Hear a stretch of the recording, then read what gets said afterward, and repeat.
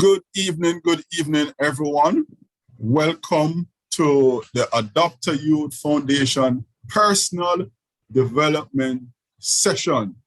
And we are in store for another very impactful session on a Friday evening. We are keeping it fun, we're keeping it impactful, and we are ensuring that what comes out of the session are areas of development for our young people. Now, I may not be as young as some others, but I also consider myself as someone who benefit from this session, and we have been having very good sessions over the last 2 years.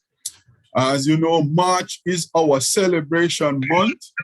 Last week, we celebrated 2 years as an organization, as the Adopter Youth Foundation, and we are happy about what has happened so far, and we're excited about where we are going.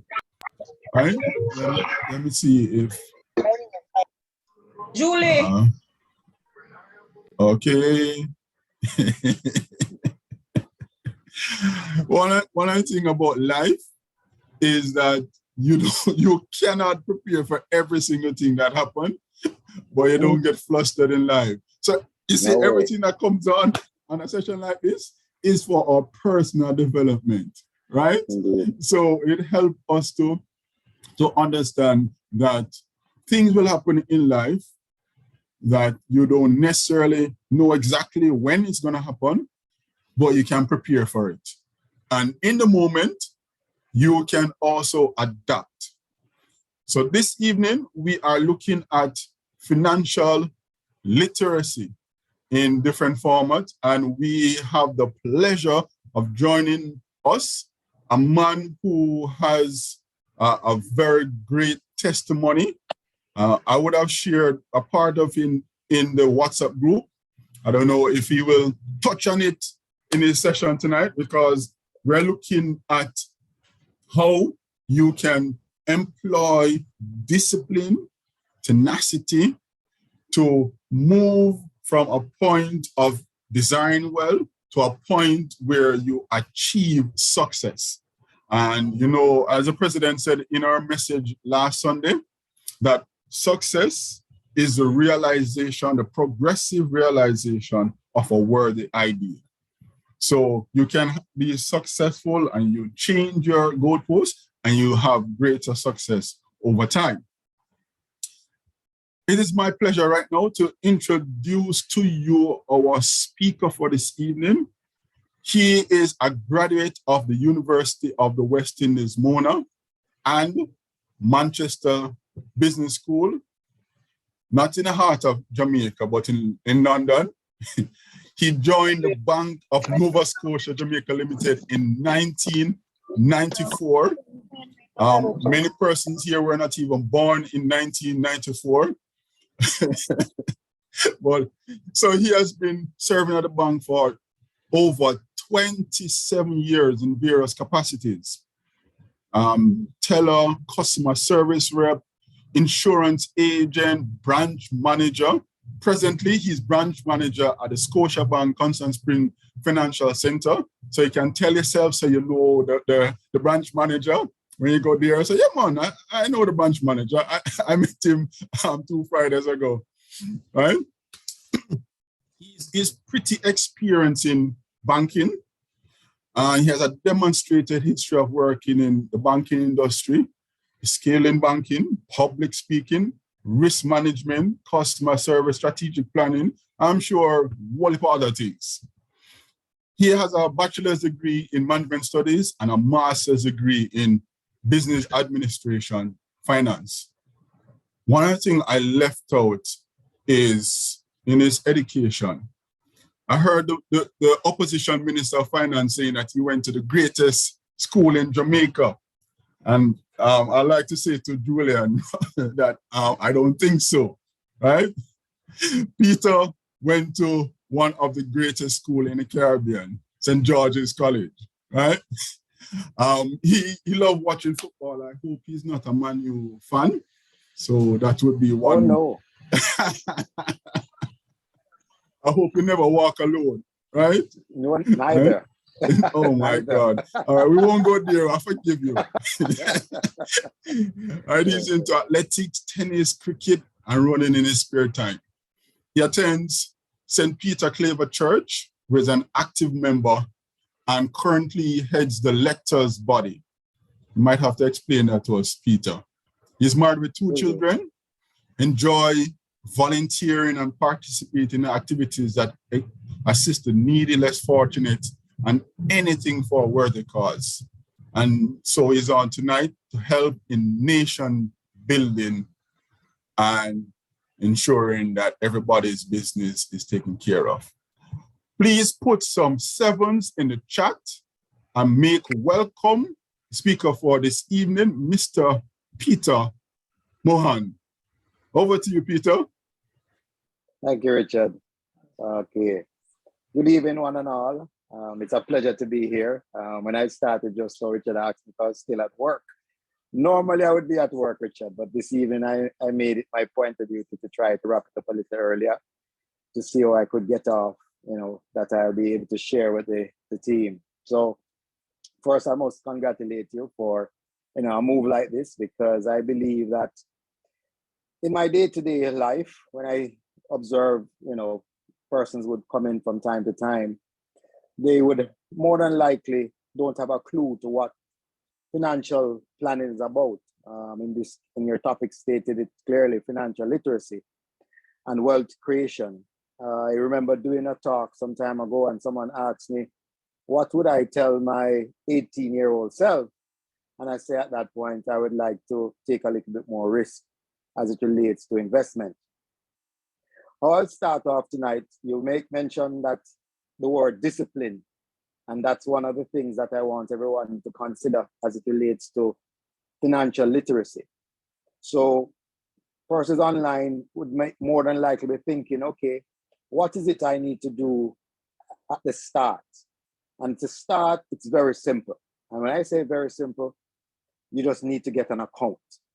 And when you think about going back to what was mentioned with the minister, you heard about low KYC accounts that are coming.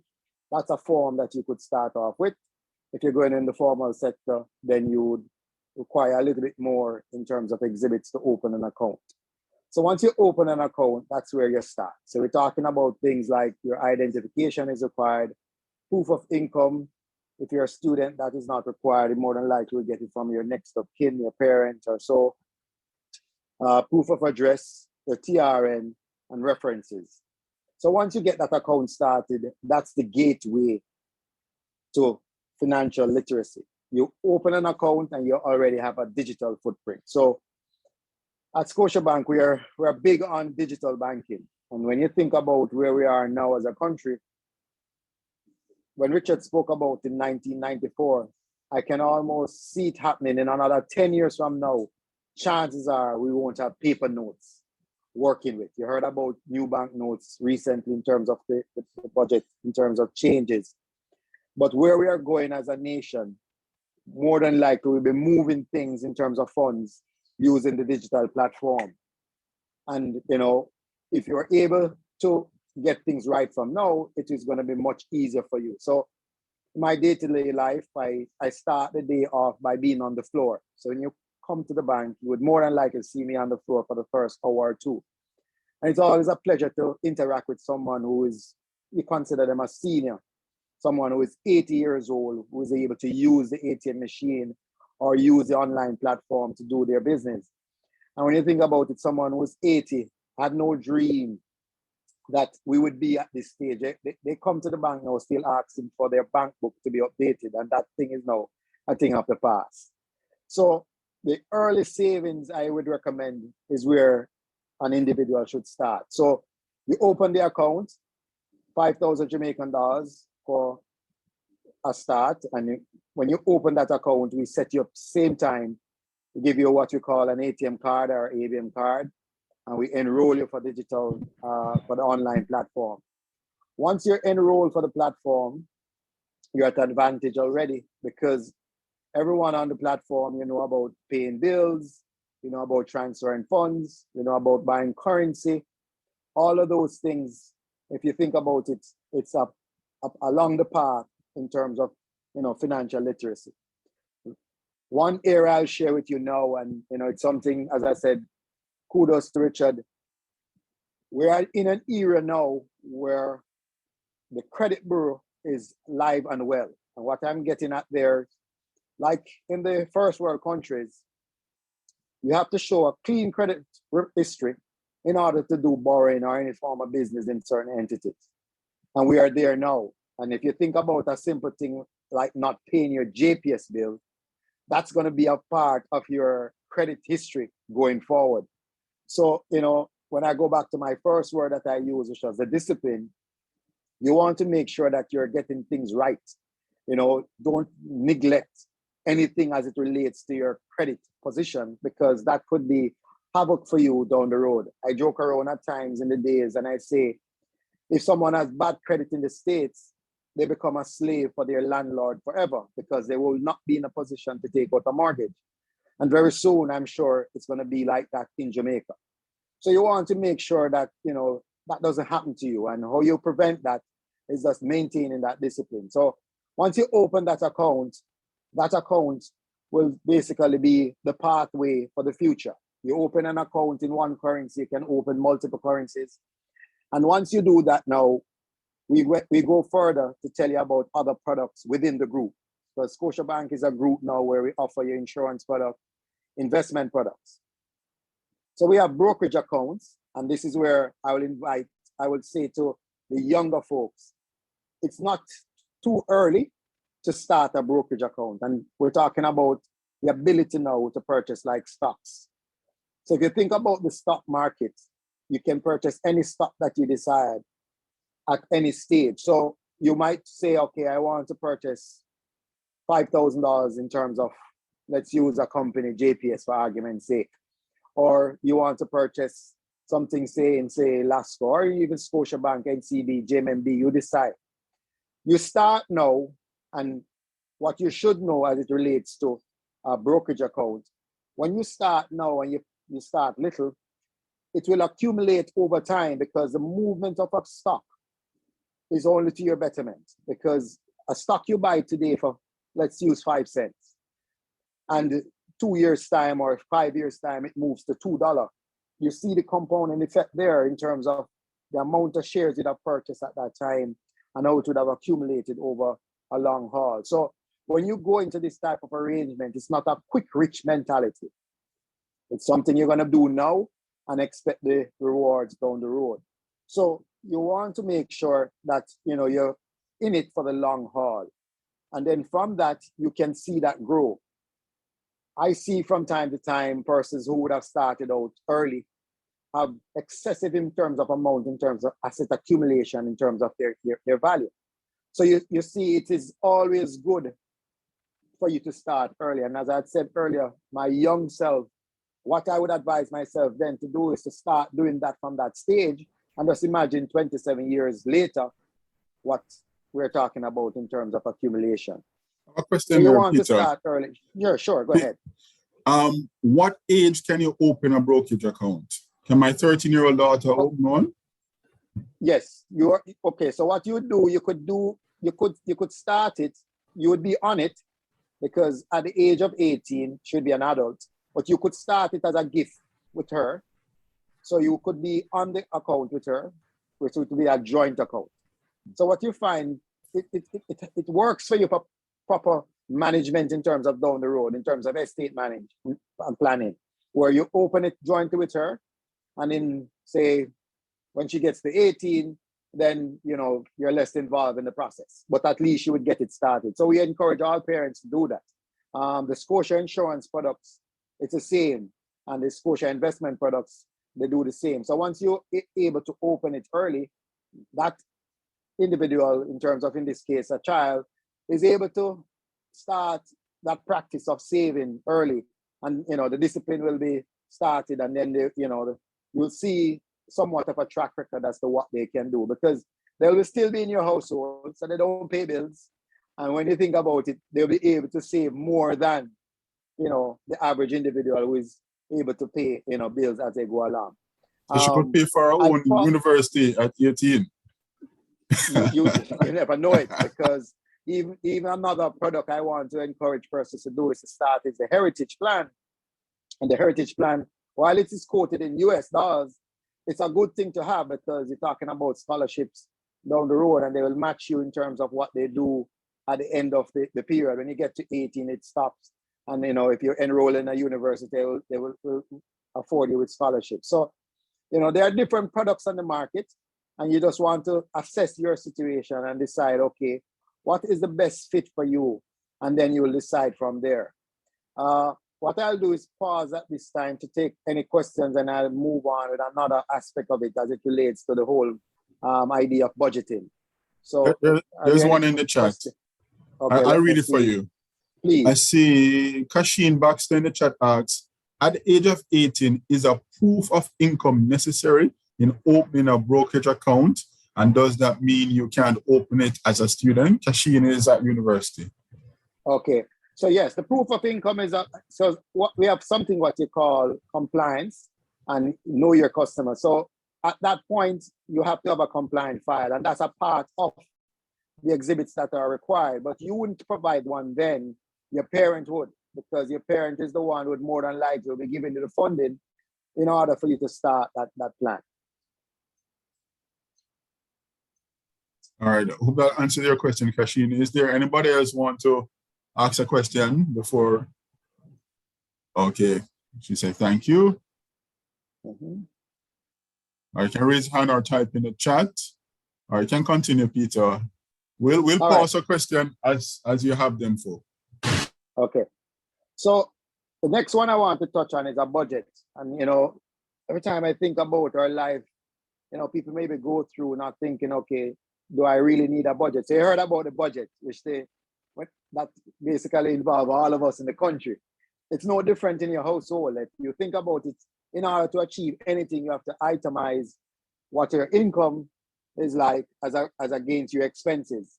And once you're able to do that, then you're able to, plan better. Because a lot of the persons I interacted with in days who more than likely get into that position where their delinquency on their facilities, they never had a good budget in place. So you find that if you're earning $1, there's no way you can spend $1.10. There's no way. So knowing that is $1 you're earning, you should be in a better position to say, okay, of the dollar, 50 cents of it or 60 cents of it is what I'll save, and 40 cents is what I would spend. And if you're able to do that religiously, week over week or month over month, year over year, I'm almost certain you won't fall in that trap. And when I speak about credit history these days, it is serious business, because once your credit goes bad, like I'm going to speak for Scotiabank now, it takes you 7 years after clearing it for the bank to look at you favorable again. And that is like a life sentence when you really think about it. Other institutions might be about 5, but I'm saying there are different institutions have different periods. So you want to make sure your credit is something that you protect. For the young people online, and this is something I've even looked at in recent times, even to get your partner, meaning you're thinking of that relationship. You want to know the financial position of your partner. And why? You could go into a union, and in that union, you take up someone that has bad credit history, and that will basically prevent you from taking on the bigger goals that you want to achieve. Because in that union, chances are you might want to think about, okay, we're going to acquire a house. And if the husband or the wife, in whatever case it is, has bad credit, then you find that they won't be in a position to take on borrowing. So right away, you have a disaster at the start of a relationship, and you're going to be left in a tough spot to say, okay, what do you do at this point? So it's Peter, something you want to look at. Sure. You're saying on date 5, you should ask them for their credit report? No, not date 5, but somewhere in there. Before you propose. Or you find out. Yeah, before you propose. And this is serious, Richard. Before you get to that part where it's serious, you need to know. And you have different ways of finding this out. I said to someone the other day, a couple I know, before they got serious, both of them went to the doctor, and both of them did tests. The male took the female result, and the male and the female take the male results. So they look at what they're gonna get into. So when you really think about it, it's no different with the financial position, because if you take on someone that has bad credit, chances are it will be stagnant for a while before you can even think of buying a house. And that is something that when you really think about, you're going to have regrets. Because you're going to say, well, if I knew that this was the case, then chances are I wouldn't do this.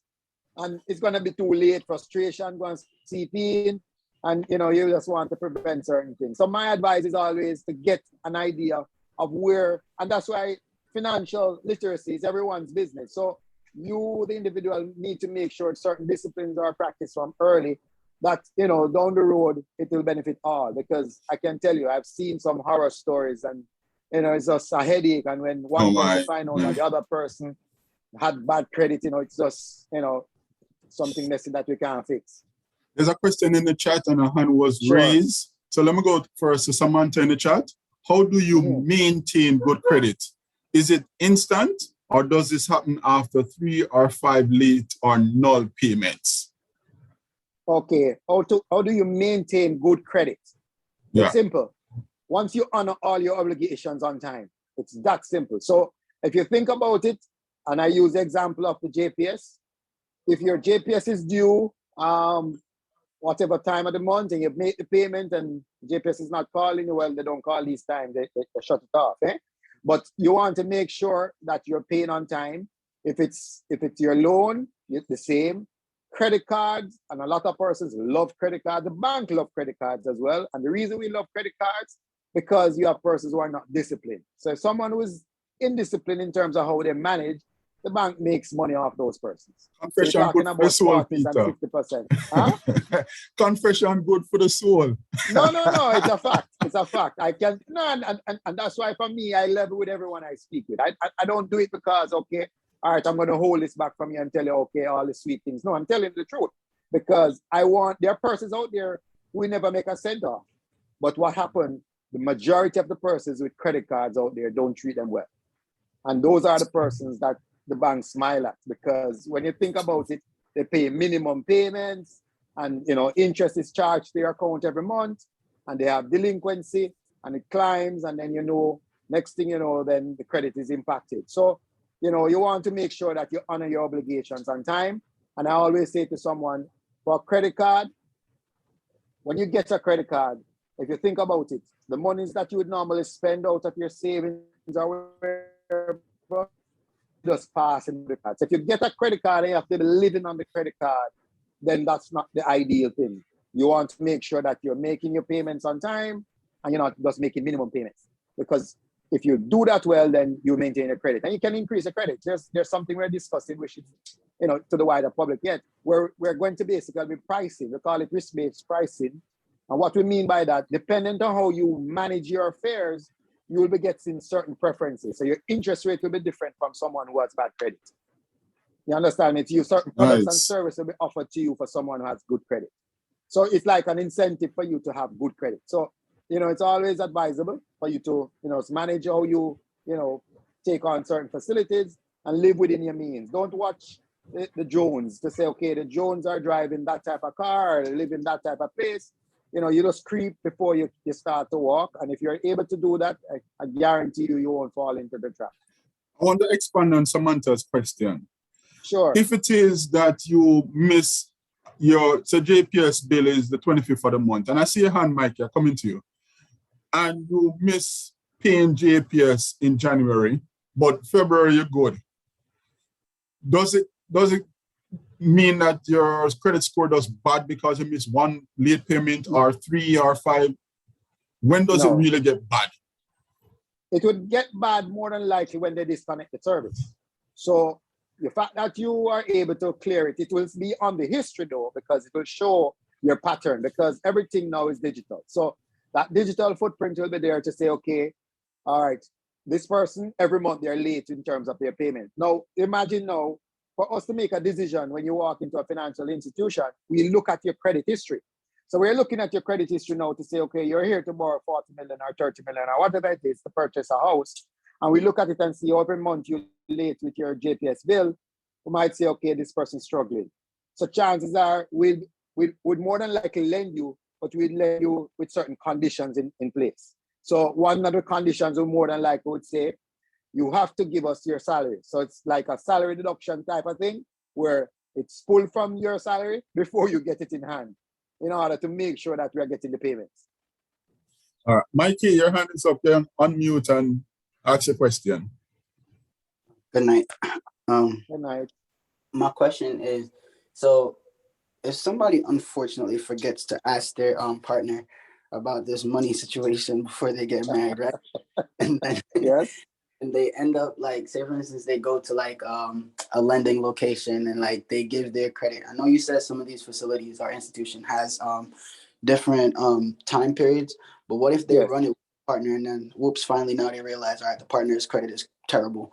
Can they like call somebody else on spot and be like, we want to switch out my partner for somebody else to make the payment? How does that work? Well, not remarry again, just like somebody else to help with the payments to get it done, you know? Well, it all depends. So when you think about borrowing, dependent on what you'll be borrowing for. So if it's just a motor vehicle, for argument's sake, we'd have to, the lending institution would assess and see, okay, is it okay for me to lend the male in this case or the female with, say, another relative? So they will look and decide in terms of how their policy is set up to say, okay, we are able to go with this type of arrangement. So, you know, it's not a, if you want to say a dead end street, but it's always good to know. And, you know, as I said, you know, you will have to find your ways, you know, in the courting stage to say, okay, you know, what is it like? And you can ask simple questions and you find out, you know, you might ask, have you ever had a credit card before? And the person might say, yes, and say how you service it. And the person say, well, I got one and I never paid it. So right away you're going to say, well, that is just, you know, not red flag, what you're supposed to do. Yeah, red flag. Yeah. So that's already going to be an obstacle in your way in terms of future borrowing. And as such, you'll have to decide, okay, how do you get rid of that? You know, clear it up and move on. Because as I said, financial literacy and, you know, it's your responsibility in terms of your discipline with your approach. But if you're not, then you could be in a spot for a while. And, you know, when you think about this day and age, someone with bad credit could be in limbo for a while. You just end up, all you're able to do is pay rent and you're not able to purchase a property. And, you know, that can be a nightmare for most persons. All right, there's a question in the chat. All right, you're okay, Mikey? Yeah, thank you.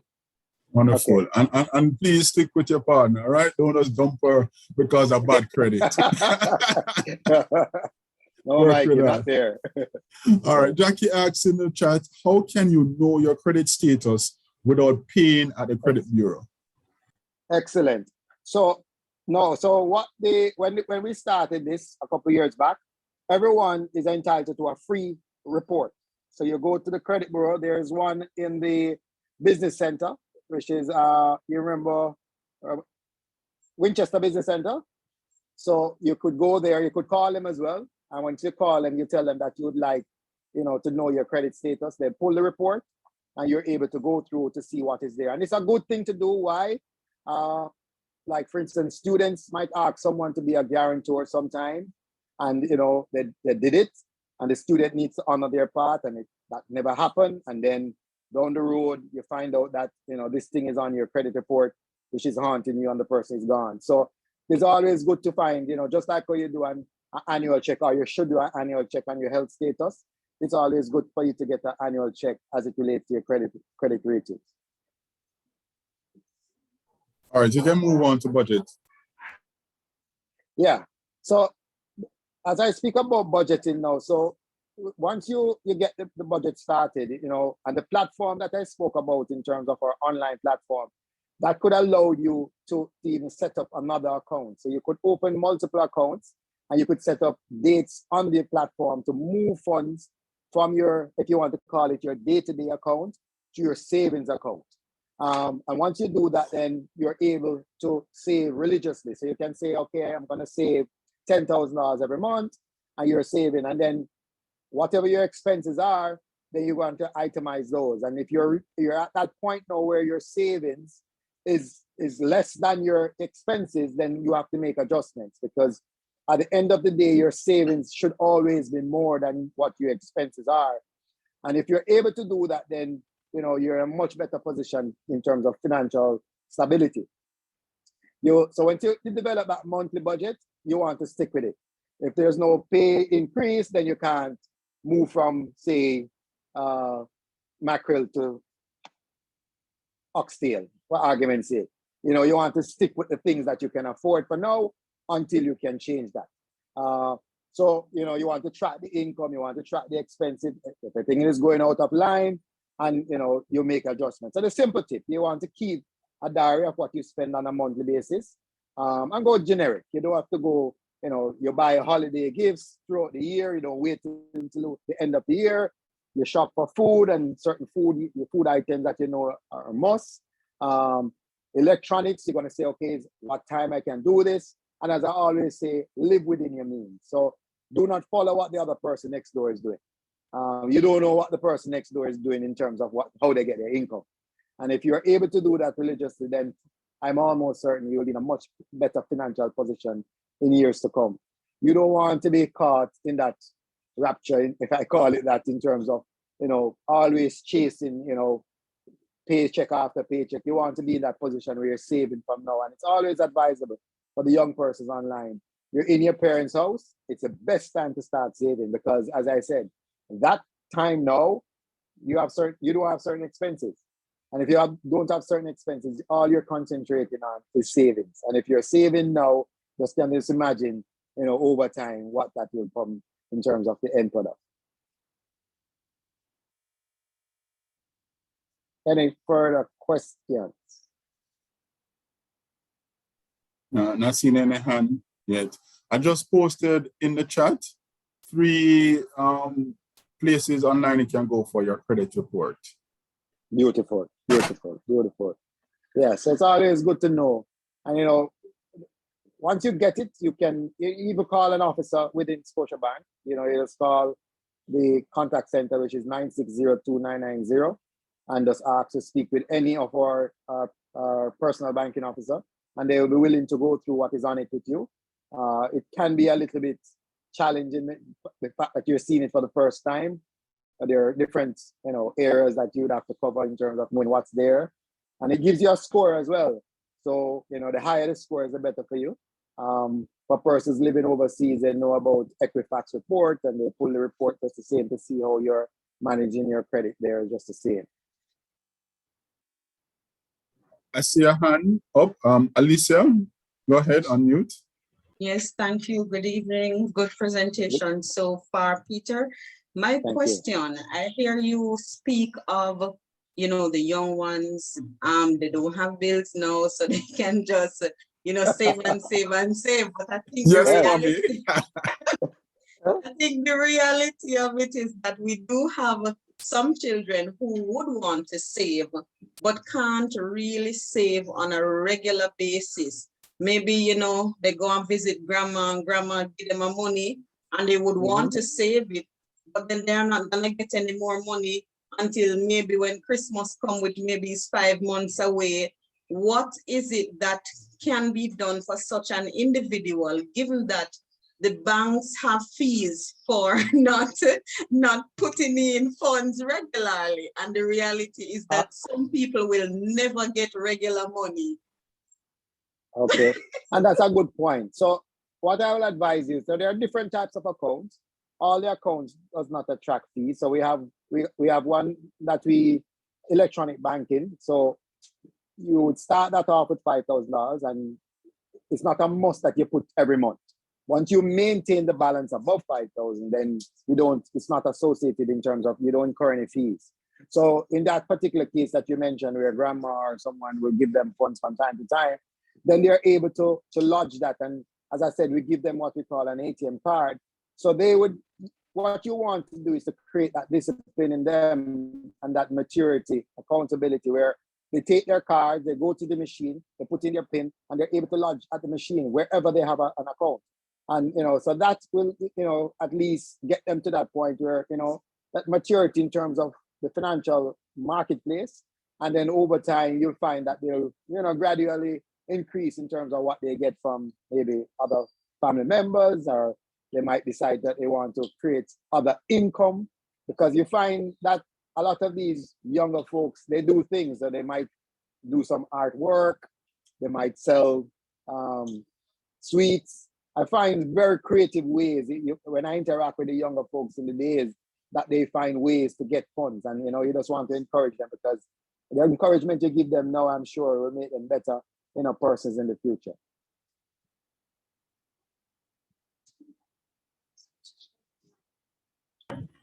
All right, she says, awesome. Thank you, Peter.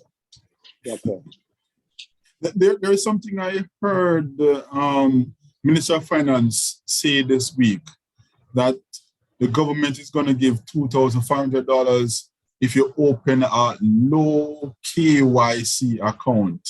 Yes. That sounds like something that everybody on this call might want to open. You want to spend 2 minutes and tell us, we can get with 2005? All right. So as it stands now, as I said, I speak about anything, meaning I don't only speak about things pertaining to my company. So NCB is the only bank now that is going to be facilitating those accounts. I guess when it starts, we'll see how it goes, and then we'll decide if we're going to be on board. So the low, it's not a no KYC, it's a low KYC. And what I mean by low KYC, remember when I was speaking about starting an account with our bank, we talk about the proof of address, proof of income, TRN, reference. It's a little bit different with those accounts. You're talking about all you more than likely would need is an ID and a TRN. And if you do that, then, and this, if you want to call it strategy from the minister, is trying to get those persons we call the unbanked into the, if you want to say, the banking arena. So you find in the days, let's use a laborer who does, whatever chores at whatever place, home or factory, and the person wants to pay that individual, they would want to pay them cash. Now, once that account is established, then they would be in a position where that person could go on any of the platforms and transfer the funds to them electronically. And then they're able to go and use whatever ATM or point of sale machine at their leisure. So it takes away from that cash. And when you think about this day and age, the cash is considered a risk. I don't know if you saw the news this morning where there was a situation at another financial institution in Harper Tree. And, when I think about it, what if that gentleman wasn't walking with cash? Then we wouldn't have that situation. So, it puts us in a vulnerable spot when we want to move excess cash. So the digital arena is what I promote. And I know, as I said, in another 10 years or so, I'm sure we won't be moving our own cash. Everything will be digital. And, that will give us a little bit more security. And, it makes life better for most persons. Thanks much. I see a question in the chat from Omari. Omari is a university student. Earlier, I said that Kasheen was at university. She's in sixth form, but she's so bright, she should be at university. So of course. Okay, Omari asks, what are the requirements and benefits for persons looking to open a mutual fund account? Omari, you're gone way down the road, man. And that's a good one, because she's gone above what you're speaking about, but it's okay. So when you think about investment, mutual funds, when you think about in terms of returns, are much higher than what you get in a regular account at the bank. So we're talking Peter, about funds. can you tell us what a mutual fund is first? Sure. So the mutual fund is like a number of different funds put together. So you'll find that they will have, I'm going to try and make it as simple as possible. So if you think about a regular account now, it goes into one thing. So when you think about the mutual funds, they might invest in some bonds. They might go into real estate. They might go into foreign exchange. So it's a number of different instruments put together to give you a return. So it's like you're edging your bet on the performance of different type of instruments. So the mutual funds will turn more than an average savings account.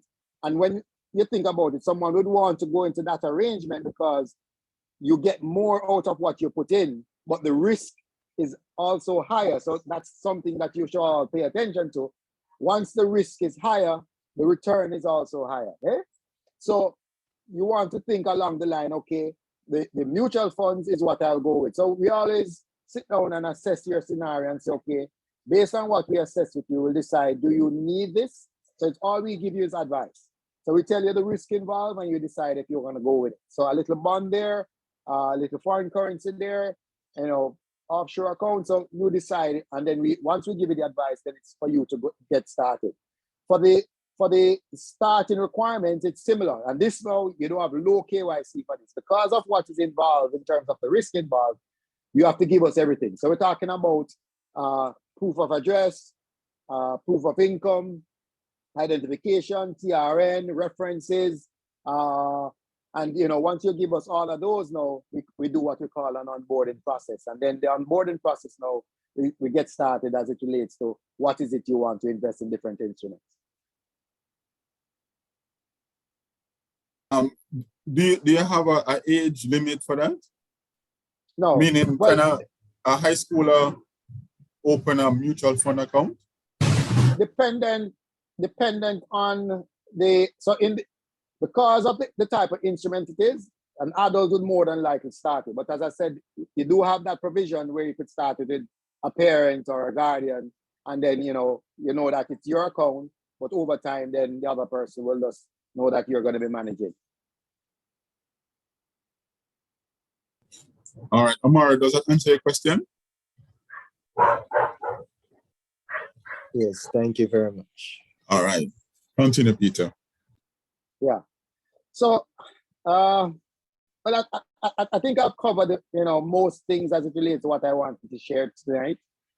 In terms of the discipline approach, starting to save early, the compound effect, the different type of products we offer in terms of insurance, investment, and the credit history is very important. And you want to make sure you hold that to your chest. You need to know the status of your credit each year, and that is to prevent anything showing up. Because when you think about the credit history, persons have similar names, so sometimes some persons will go and pull a report, and something that wasn't meant for you is on your report, and you'd have to tidy that up before you can proceed in terms of what you want to take on in the future. So I advise everyone to get on board, especially younger persons.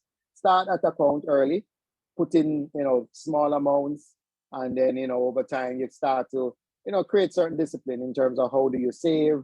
Once your grandma or grandfather gives you funds, or other parents, other persons in your household, you want to save. You want to maybe decide on terms of other incomes. I know people are blogging now, and the amount of hits they get, they might get some funds from that. So you want to start early. So my advice to you is to start early in terms of multiple income stream.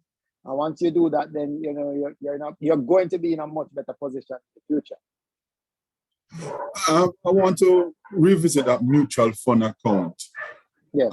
Let us be kind of practical now. Say yes, a university student is saving $2,000 a month in that mutual fund account. What could they expect practically at the end of the year, where they would have $24,000 saved? Or is it saved or invested? I don't know invested. The proper term. Invested, yeah. But practically, they could expect. All right. So it all depends on what the pool of instruments that they're invested in. So as I said, you have low, medium, and high in terms of the risk. So depending on how they had started, they're going to say, okay, supposing the person is risk averse. So they say, okay, all right, because I'm risk averse, I'm going to go with some low risk things. If the person has risk tolerance, then they say, okay, I'm going to go with something a little bit more risky. So it depends on what the pool is. And then, once they decide on what they want to achieve at the end, then that will determine what the end result is. Because dependent on the different things that they invest in, how the funds will perform is based on the different arenas. So if it's the currency is going to appreciate more, if you're going to have a slide in terms of the dollar, whatever it is, that will determine what the end product will be in terms of what they take home. But you also need to know that for mutual funds, I wouldn't advise a mutual funds for short term, because what we have seen over the years that the mutual funds perform better over a longer period. So anything along with bonds and mutual funds and stocks and stuff like that, The longer haul is where you see the returns. What do you call short term? Months? Short term in terms of instrument, 3 to 5 years in terms of investment. 3 to 5 years is short? Short terms. Okay. Yeah, short so term. That is 3 short. years at UA is short term. Short term. Because remember when you're doing, when you think about the doctorate, or even think about all the years in terms of from first degree to master's, it's a long period. If the person decides to do medicine, that's another story. So it's not short term there, yeah. So, you know, depending on what the person wants to achieve, then they will decide, you know, which pool they take on. You know, they're going to go the low risk or the medium risk or the high risk. So it depends on what they decide to take, that will determine what the end product will be in terms of the results. All right, I see Sean has his hand up. Go ahead, Mitch. Greetings, sir. Greetings, everybody. Thank you very much for the education, sir. You know, I guess we must have these talks more often. Financial advice is very good. As it relates to mutual fund, would you say that it is ideal or the thing to invest monthly, or is it okay to invest 2 months or ad hoc, how you feel like? I know it depends on your goal, mind you, but in terms of a better return. Yes, I hear your point about the short term being like 10 years, you know, kind of. No. Sorry, for 5 years, 3 to 5 years, right? 3 to 5, so in terms of investing or depositing towards a mutual fund, which is ideal in terms of frequency you suggest? So I will just use one thing to answer you here now. So if you think about compounded effect, the more you put in is the better for you. So, you know, when you think about, if you want to make it monthly, then it's an ideal scenario, because every month that you put in, you're adding a principal to an interest, as against you wait for 3 months time, or 6 months time, or a year. So the more you put into the basket, then if you want to look at it that way, it's the faster the basket is going to pull up. And, you know, so advisable is for you to say, okay, what is it you want to achieve? And dependent if your goal is short-term goal as against long-term goal. Because you have persons who take on a mutual fund, and I can tell you this, that start saving, investing in that instrument with the hope of purchasing a property down the road. And in say 10 years time, they're maybe 75, 50% of the way in terms of whatever funds they would have accumulated. So in terms of what they decide to purchase, it's not so hard if they decide to still borrow. So, you know, the more you put into the instrument is the better for you. All right, Peter, I want to put you on the spot here. You know, you are a man of 27 years in banking.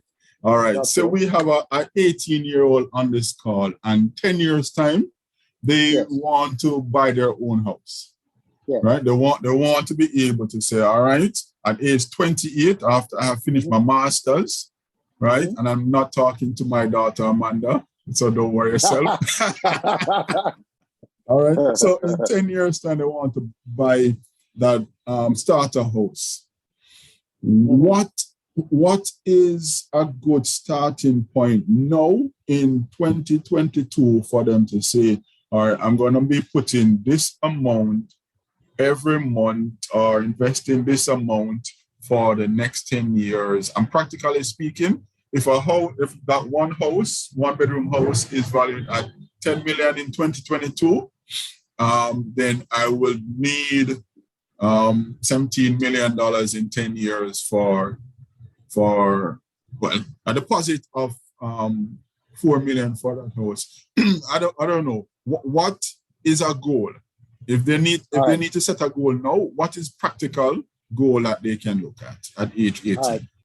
So how I'll start this off, and this is based on what I've seen, and as I said, in my role in the days. So that individual, I'm not forcing anyone to get married, okay? But what we find that a couple is able to do, it is much easier for a couple to purchase a property. That's what we have seen. With good credit. Good credit, yes. So when you think about that person who is not going to be getting married now, but maybe nearer to that goal in terms of the age 28, if they start saving now, because all we require is 10%. We even at this point now where we will give you 95% financing. So the more you're able to deposit, it's easier on you as it relates to your payment, because the less you borrow from an institution, it's better for you in terms of your monthly payment. So right off the top, and where we are going, and I can tell you the housing market is getting away. What we have seen in recent time, we have more apartments going up all around town.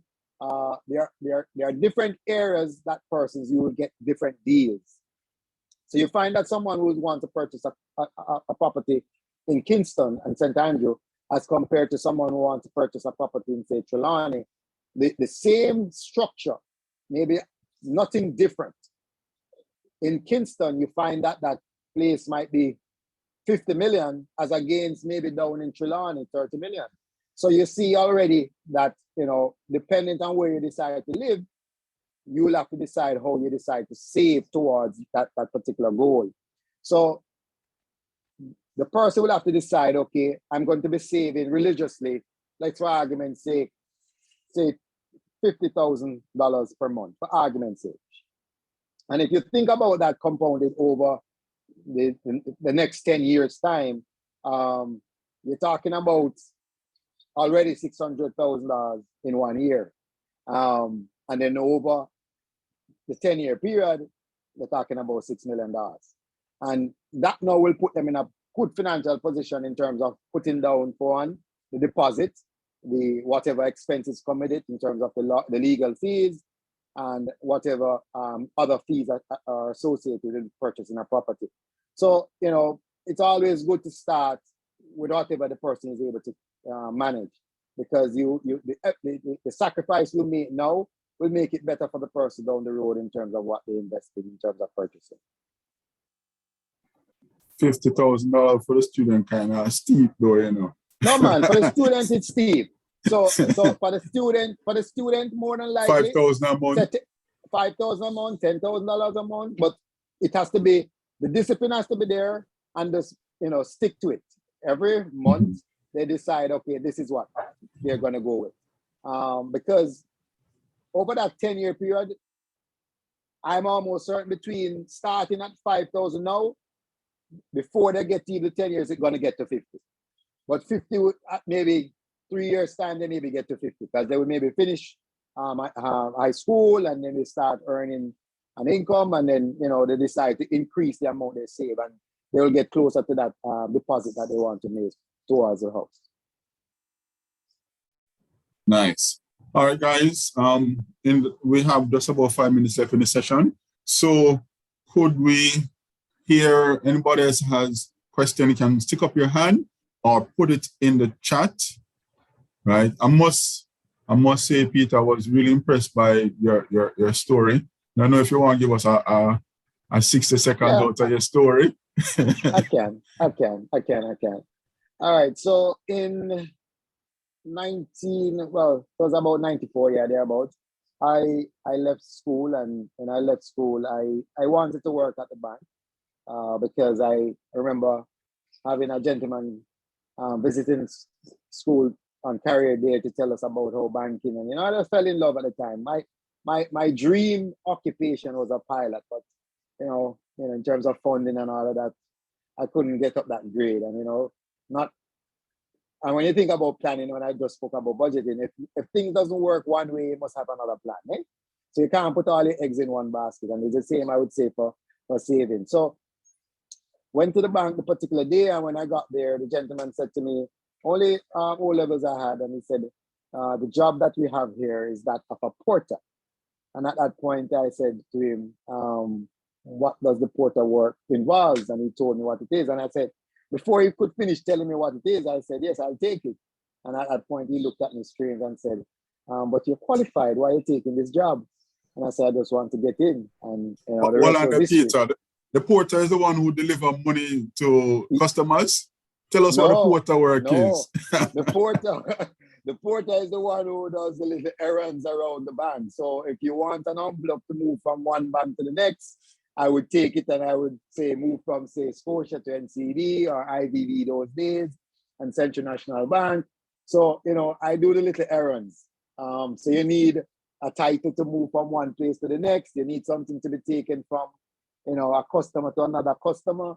You know, that's how, yeah. So the role wasn't any posh job, let's put it that way. So it's, if you think about it, it's the guy who does the errands around the bank. So I would just pick up things, drop them off. And, you know, I did that, as I said, by, I would say 11 o'clock in the days, I would finish my work. But I observed what the tellers were doing and I, you know, showed an interest. I always said that your attitude determines your altitude. And for me, from day one, all I wanted to just show them, impress them. And, you know, I learned how to do certain things. And before you know it, the teller supervisor saw me one day and said, I need to come Monday morning over the telling side because he does like how I work. And the rest is history. I went there and I did my stint there, impressed them there, moved into another area. And every opportunity I get, I just decided to show them what I was about. And, you know, I got different stints out of town. And, you know, when you think about banking or any financial institution, in order to grow, you have to take some sacrifice. And it means take you out of your comfort zone, move you into another parish.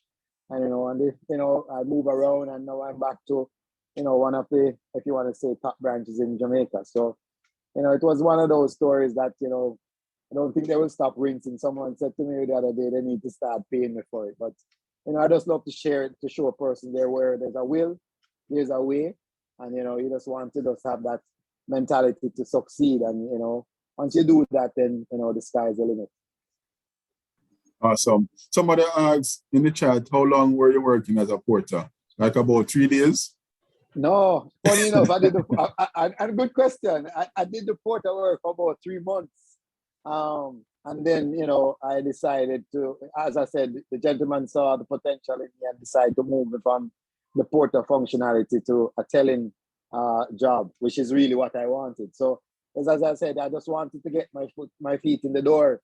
And once I got in, then, you know, as I said, the rest was history because I knew I was going to wow them with what, you know, my work ethics. I believe in, you know, you get to work on time. You know, when I finish in the days, I ask for more work. You know, always doing things that, you know, is just going to impress others, you know. And, you know, I always say, you know, once you make your boss look good, things will happen for you. So he could ask me to do any chore or any task. I'm there, you know, I'm ready to do it. So, you know, when I think about it, you know, back then compared to now, everybody watch what they do now. They don't want to do this. And, you know, if you ask the average man who leaves high school and walk into an organization and they say, okay, I have the porter job, they're going to say, no, I'll come back when you have my job. I didn't think that, you know, at that especially when you leave a post high school too, you know? Yeah. You leave a post high school, you don't want anybody to know that's the job you're doing. But at that point, I had no shame. I just wanted to get in because I'm going to earn an honest bread. And, you know, when I think about, you know, getting into an organization, you just want to go there and show them what you're about. So I encourage everybody, once you got the opportunity to get in, you know, make it your own, you know, own it after that and, you know, show them what you're about. You know, if it's training, you want to get the training, you want to excel. I remember at one point I was doing like 4 desks in one department and somebody said to me, how you do that? I said, well, I just learn whatever is there because I want to be in a position that they can't replace me, you know? And if you're able to do that, whatever opportunity come, it might not be in the same organization that you are. They might, you know, take on other things that come at you. So, you know, you just want to press along and, you know, the sky is the limit once you have that positive attitude. Amen. Well, guys, we have been inspired by one of Jamaica's great. You haven't been on Ian Bowen's program, profile. Funny enough, Richard. When we did about a couple of months back, we have what we call a best of the best. And what they do there is the persons who have performed the best throughout the organization, they reward them there. And my story was what they shared. And when I was there, it was a production that came on television. And the production manager said to me, he wants me to be on profile. So I don't know if it will ever happen, but it's already been spoken about. So let's see what will come of that. Come on, we'll speak it into being. And we can say we heard you live and direct. So sip on tea, but guys, yeah, man, I know that, man. Know that, man. All right, guys, put some one in the chat as we say thanks to Peter Mohan for sharing with us this evening. It has been a real pleasure. Like how you break down the thing, and we can use the information that you have shared, and not just the information, but the inspiration to be better mentors, mentees, and citizens of Jamaica. Thanks again, Peter. All the best. You, look forward to interacting with some more. Great. Appreciate it, guys. Have a great evening, everyone. Bless you. Bless you. Take care. I am going to hand over now to the AYC, AWC Youths in Expression, Marva and Mandy, who will be taking the rest of the TGIF into the night. Marva, Mandy, take it away. Bless you.